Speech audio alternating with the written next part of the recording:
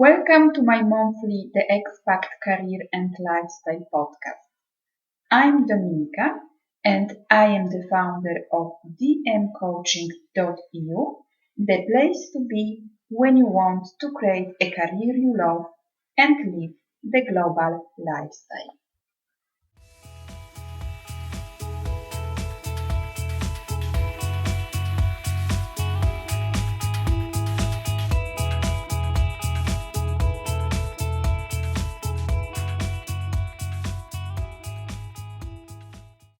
From dmcoaching.eu and welcome to our new episode of the Expat Career and Lifestyle podcast. And today I have a special guest, Heather Markel. She founded the Expat Coach Association and director to help expat coaches around the globe market their businesses. She's also the founder and chief BullBuster at BullBuster Business Coaching. She studied and worked in London, Paris, Zug, Switzerland, and Bologna, Italy. She also makes handbags and jewellery in her spare time. She speaks 6 languages and is a Entrepreneur.com contributor. And today with Heather, we are going to speak about expats and business. Welcome, Heather. Thank you very much for joining us today and accepting my invitation. So please tell us more about yourself and what are you doing?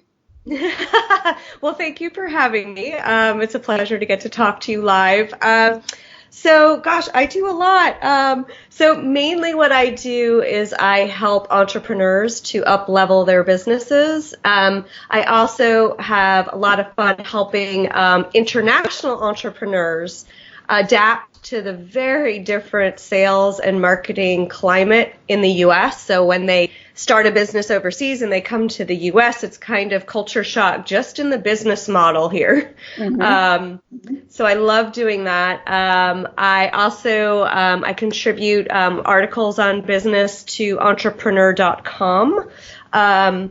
I also in my, I don't know, spare time, such a funny thing. Is there any? But I actually, I play pétanque. If your audience doesn't know what pétanque is, most people are familiar with bocce ball. So it's the French version of that you typically see the men in the berets throwing the balls out in the sand. There is a league here in New York. I'm actually a board member and a player on the league, so it helps me stay connected with French culture, French language. It's a great group of people. And I, once in a while, also I volunteer for Big Apple Greeter, so I get to take, I always pick the people from other countries, and I give them a New Yorker's perspective of New York. So another really fun way, actually, not just for me to stay in touch with language, but actually when someone foreign comes to New York, they actually help me see New York through somebody else's eyes, and I actually get to learn about my city and my culture and the things that I take for granted through their eyes. So it's really fun. Wow, great. Yes, I think living in New York in the U.S. country is completely different from the European culture. So yes, very different. yeah, very different. So you have to reinvent yourself, and I know that you reinvented your business and your life a few times. And in our expat career and business life, we have to reinvent ourselves to adapt or create a happy life, or even upgrade our lives to a different level. So what is the best way, to get rid of the old beliefs, and reinvent ourselves in a new culture, or just reinvent our life or business?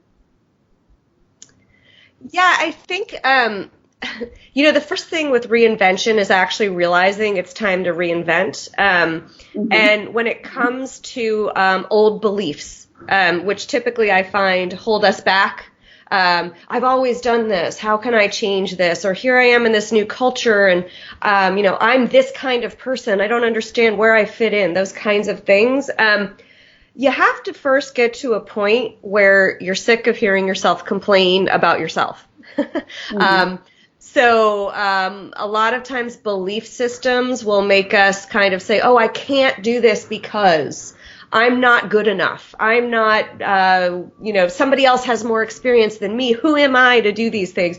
So there's a lot of headspace being occupied by these complaints. And first you need to get tired of it, right? So, and until you reach that point of being tired of hearing yourself over and over, keep yourself stuck, you keep beating yourself up, right? And you're in this horrible loop. Mm-hmm. And I found that to move out of that loop and move forward, you got to realize that you're done complaining and start paying attention to what you feel and what you want. And then have the courage to follow both, even if it means changing absolutely everything. And that usually when it comes to needing to reinvent, of course, you have to change. You have to make changes. And what the first things that will come up are your fears. So you got to really delve into what are you really afraid of? And when you confront those fears, a lot of the time you're going to realize that those fears either are not real, or they're not really as big a deal as you think they are. I think one of the biggest fears that comes up, both in business and I think in expat life is how are other people going to judge me if, and a lot of difficulty and adaptation, of course, is trying to fit in. And it's very hard to fit in if you're different. So it's kind of like, I think, especially in expat life, it's about how do I be myself, but also fit in. And sometimes I think a lot of success is found when you sort of let go of the barrier of needing people to, like needing everyone, and it's everyone, right, to like and accept you. Because in anything we do, the more that we stand for who we are, there will be more people that don't believe in us or like us or whatever the case is. And you have to be okay with that. Because for all the people that don't believe in you, or don't like you or don't, accept you as you are, there's going to be a ton of other people that absolutely love who you are and want to work with you and want to follow you and be your friend and all those things because you are who you are. So it's really about reinvention to me is hinged around really deeply accepting who you are and having the courage to be that. And if that changes over time, just go with that, follow your heart and step into being who you are. Yeah, I think, this is very, very important. And this is also what I am saying sometimes to expats, my clients, that you are not for everyone. So you don't have to fit like with every group. You are not you are not for everyone. So yeah, that's great advice. Yeah. Yeah. So, what can you advise, for example, to an expat who is thinking about starting a business, for example, a business in New York or business while living abroad? I think the first things that you need to do wherever in the world you are is check in with the local laws about having a business. Each country is very different in what they accept and don't accept, whether you need, paperwork, a visa, any things you need to file with the government. So first you really want to check in on that. The second thing is it's really a good idea to check out the local business culture. So what I mean by that is what businesses exist already. Mm-hmm. If you move from one country to another, you may suddenly find, oh my gosh, there are no businesses that do blank. Well, is that a market need that you can fill? Do the local people in the culture you're in, are they all looking for something that you do as a sort of side service? Can you take what you do really well and sort of blend in something that you find is needed in that local culture? And you can figure that out by, for example, networking or researching on the internet, talking to as many people as you can. And then I think the third big thing is to really get to know the local sales and marketing culture. One of the big differences I find, especially say between like Western Europe and America, when it comes to selling, I think in Europe people are much more toned down. about, this is the service I sell, here's how we can help you, and so forth. In America, we're much more, my service is the best. I offer the best, and I'm great, and here's why. Yeah. And that can be interpreted as very egotistical, right? So if you're moving between, say, Europe and America, and you're used to one sales culture, you need to really understand that how you were selling may no longer work in the new culture. And I was actually at a really interesting discussion last night where some European entrepreneurs who had brought their businesses to America were talking about some of the differences. And I loved, one of them had, I think he was from Germany, and he was pointing out in Germany, when you market something, you can say, well, if you buy 10 of these, we'll give you 2 for free. Mm-hmm. And that's very acceptable in Germany. Well, come to America, and you try buy 10, get 2 free, and we'll say, well, why do I have to buy 10? I don't want to buy 10. That seems like a lot. So here in our culture, it's buy 2 for 1. Get 50% off. Buy 3, get 1 free, whatever. So I found that very interesting. So understanding, and you can find that out in supermarkets, in advertising, how, like, that's a really great thing to notice. What kinds of sales and advertising grab the attention of the customer? What are they attracted by? What are they repelled by? And really paying attention to that in how you market your business. Yeah, I think, this is a very good point. Understanding how is the sales culture in the US and in the country that you in which you live, because even in Europe, between countries, you can spot sometimes the differences in selling or even networking or marketing. Yeah, but absolutely. Yeah, but we like in Europe, we are starting to learn maybe more from America, how to sell and how to offer your services, especially I think in the coaching industry. Yeah. Yeah. So we are learning from you guys. Yes. Yeah, which there's good and bad in that, right? But yeah. Yeah. Yeah, exactly. Yep. Yeah. So you are the founder of the Expat Coach Association, and I am the member. I am a proud member of the Expat Coach Association. Yeah. So what prompted you to start this kind of association? What was the why behind? So, when I used to focus mainly on expat coaching, I would just, network a lot in New York City and meet tons of people. And I kept getting the same comment. Oh my God, what a fascinating niche. I love that. It's amazing. And I've never met anyone else who does that. And I really had to pause every time. I'm like, how is it that everyone is telling me they've never met an expat coach?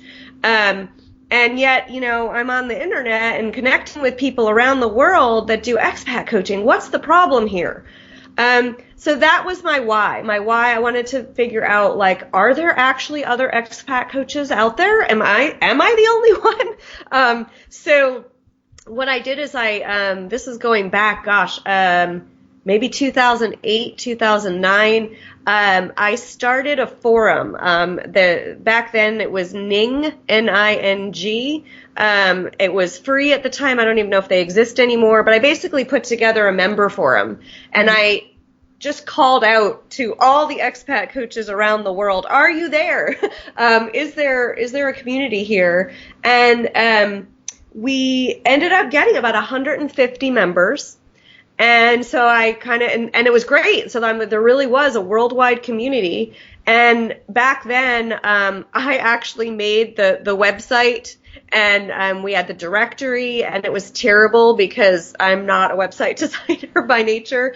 So after a while, we had all these members, and they started complaining about how horrible the website and directory were. Mm-hmm. And I agreed. And I thought I'd test whether, in fact, there was a next level for us. And I did that by starting a membership model because I desperately wanted to hire a website designer, but I didn't want to have to pay for it all by myself. So we got paying members, and I took all that money, and we've actually revamped the website twice now. So we created this great way to welcome the expat coaches. My goal was, there's these great expat coaches out there. We obviously, as standalone individuals, are not reaching the market, and we need to tap into that. And so the Expat Coach Association was a way for us to pull together. And I even went into Wikipedia. And I put an entry about expat coaching. And so all of this was designed to basically just bring attention to this amazing market, this niche of expat coaching, which is so varied. There's so many different facets of expat coaching, and make the world know that we're out there. Wow, great. So what are the benefits of the membership? Yeah. So one thing I even just checked them this morning. If you go to Google and you Google expat coach, after the paying advertisement at the top, we have the number 1 and number 2 spots on Google. So if you are a member of our association, and also another benefit, we have an expat coach directory. You are automatically going to come up in, our association and directory number 1 and number 2. So when people click on those, they're going to find you pretty quickly and pretty easily. So the number 1 benefit to me is exposure with very little work on your part. And the other benefits are that, especially if you're a gold member with us, we give you multiple ways to increase that exposure. Now, that's up to you to take advantage of, but the gold level membership gets not just the listing in the directory, but they also you get a photo.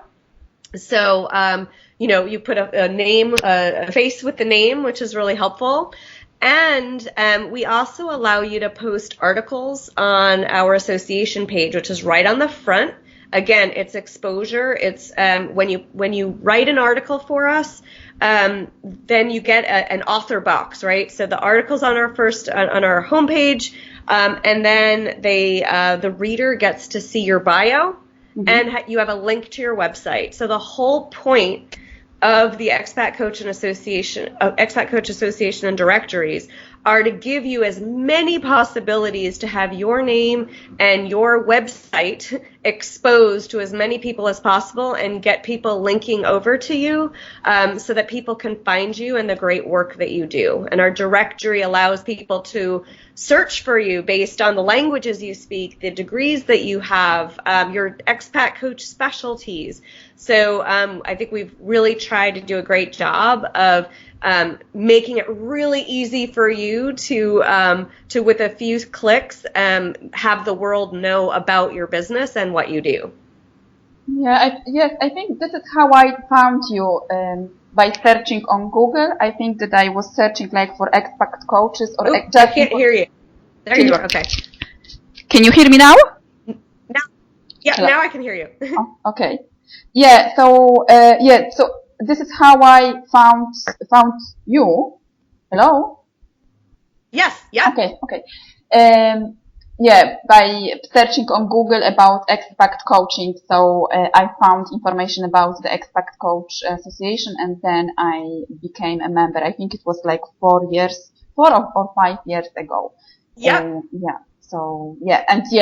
Then I have all those benefits because I am the golden member. So yes. I have this possibility to have this visibility thanks to the Expat Coach Association. Also I think it is also true that expat coaching, it's difficult to find expat coaches. It's not so common. It's not like a common niche in coaching. Even here in Europe, we have some expat coaches, but it's not so common. Like, for example, business coaching, confidence coaching. So it's a very, very interesting niche. I think. Yeah. Yeah. I think so too. Yeah. So, what was your biggest challenge in your life abroad, and how did you overcome it? Because you lived in so many countries, and you speak so many languages. So, what was your Yeah. biggest challenge? To be honest, I really think that the biggest pain point for me was missing out on having a best friend. I'm really good at meeting people and networking, and I mean, I'm even better now. So I have to say that all the pain, whatever it was, caused me to be now very outgoing and really great at meeting people, which is a great skill to have if you travel a lot and live other places. But what I found, especially at the beginning, was, I would meet people, and they were lovely people. But sometimes you need a shoulder to cry on, and especially at the beginning when you move somewhere new and you're just really like, oh, what have I done and what's happening, and it's so different, that I didn't feel like there was anyone next door or just a phone call in the same time zone away to be able to cry to, or tell something really personal or important. So that was hard. But what that pushed me to do is I kept getting involved in classes and groups and making much more of an effort to spend more time with more people. And that really helped me, not be isolated, not be alone, not be stuck, relying on all of my friends back home, and start actually creating that life in the present moment, in the present place, which I think made a huge difference in each of my experiences. Yeah, so making friendships, making contacts. Yes. Yeah. So let's talk now a little bit more about marketing, how to market your business. You are also the founder of BullBuster Business Coaching. So, if you can tell us, like what are the best strategies to market a business, or because sometimes it's difficult, to find your marketing style, your marketing strategy, because we have so many information, like online and also offline, about how to become visible. So what can you say? What can you say us about that? Yeah, it's funny. I wrote an article actually for entrepreneur.com about just that, how too many business owners get stuck up in seeing all of the different ways to market their business, signing up for everything they think everybody else is doing, and before you know it, you're going to go bankrupt because you're paying all these monthly subscription fees to things that you probably don't even need and aren't working for you. I do find, the work that I do with my clients, the answer to your question is partly customized, right? Because each of us, my experience with marketing is that it's a very individual experience, and it comes down to there really is no one size fits all plan. It's about who you are as a person, who you're marketing to, and what you have to offer, and kind of what your goals are, and putting all of this together so that you and I might use two very different ways of marketing, or let's say we both use Facebook as one way that we market our businesses. The way you would use Facebook, the way I would use Facebook would be entirely different. It's important to understand that there really is no one size fits all, and that's why people like me exist, to help you understand what's your unique best path to getting your customers and your revenue. That being said, I think the first thing, especially as you're beginning out, is you really need to have people become aware that you exist and of what you offer. So there's a lot of work to be done around making a clear message, making sure you understand who you're marketing to and reaching them.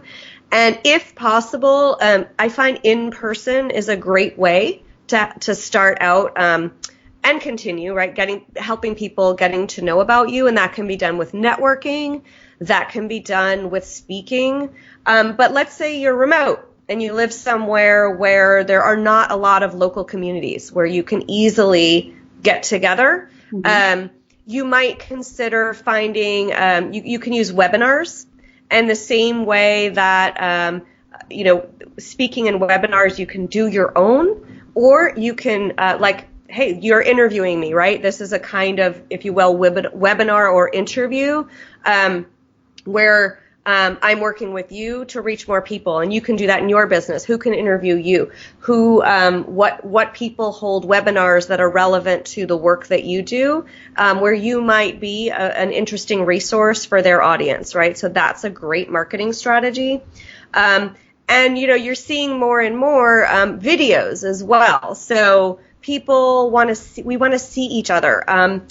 I find it very interesting the number of times people have watched one of my videos and said to me, oh, I feel like I know you. And that's the power of a video. Maybe we can't be in the same room, but you can look at a video and you can very quickly understand, what is my energy? What am I like? What is my tone and my pace? Does it resonate with you? If it doesn't, great, move on. If it does, you're more likely to reach out to me and connect because you feel that you have that experience of me. So if you are someone, again, that's comfortable with using video, that's another potentially great tool for you to market your business. So those are a few skills. I mean, there's so many. I don't want to overwhelm your audience, but I think those are a few easy to implement ideas and strategies that can help you very quickly get to know people, help them understand what you do, and very easily get an experience of you and what you offer to help you reach more people. Yeah. So video, like face-to-face communication. This is even online. This is important. Yeah. Yeah. So thank you for sharing that. So you have so many, you are doing so many projects. You have so many, you have 3 or more businesses. Yeah.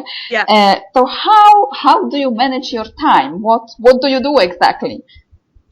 Well, I think it's always a challenge for all of us. I think, somewhat it's about making an effort to choose some conscious downtime. Like I work a lot. So I try, sometimes to block out Sunday where, for example, I just don't use technology, as best I can. Go outside, see people, just let my brain clear out. One thing that really, really helped me a lot is, a scheduling tool. So an online tool where people can go and click a link and book time with me, because I used to go nuts figuring out, whoa, who was I seeing when and what? Oh my, it used to be with all the different calendars I can have, really overwhelming. But with the online tool, you can, for me, I basically blocked out specific days and times that I'm going to always be available. And if I need to block out other, schedule around that with someone, then I work with them on that. But this way I have my sanity. So I kind of know that in my mind, these days and these times are blocked out for clients. And that gives me other time, during the day and other evenings to either do other business activities, interviews like this, and also make time so that I can also enjoy my friends and my family. And I really think that scheduling tool is probably, I don't think it's a big secret, but it's such a helpful resource, because managing time, it literally helps you manage your time and keep your sanity. Yeah. I think also that scheduling your time, putting everything, even writing down what are you going to do this month or this week or today, helps. Help a lot to manage and to organize your time. I'll say also another thing, because I do multiple things, I do things immediately. Like I was at an event last night and I met some people. I basically will follow up with them by the next couple hours, because if I don't do things quickly, then of course it becomes like, oh, I forgot to do this last week, and gets all. I just like to get things off my desk as quickly as possible, so it's taken care of. I find a prompt, quick response to things for me is very helpful, and a good way to manage, especially if I'm in touch with someone I need to follow up with, because we all know, even especially after networking, you meet someone, you do your due diligence to email them or call them like you promised, it may be that you have to follow up with them again and again and again. So having a system in place to be able to remember and remind yourself to follow up if they didn't get back to you. Wow, great. So tell us, what is your favorite country or city to live, and why? Is it New York or another city? Yeah, I mean, it's funny. I find that something that I seems to be a common thread with expats I've met is once you've lived somewhere else and adapted, it's like you don't really, I don't know how to say it. It's almost like you don't have a complete home anymore. Like I'm always wanting to travel. So I feel like while I may store my belongings somewhere, I need to travel and see new things like as frequently as possible, to feel to kind of, there's that wanderlust in me and I need to, sort of cater to it. I do like living in New York, but it's crazy. I mean, it's such a big city with so much to offer and I can get bored and tired of the same old thing. The other country that I really love, to live is France. I love Paris. I also love Normandy. I just find France, number one, I mean, I speak the language fluently. It's like a second home to me.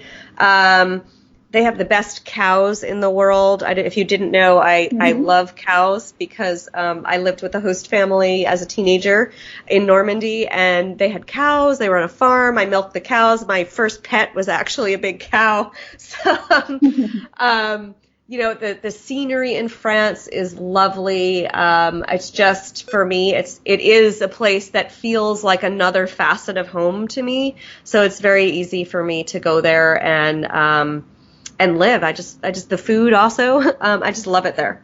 Yeah, I also love, I prefer Rome and Italy, but yeah, France, it's second on the list.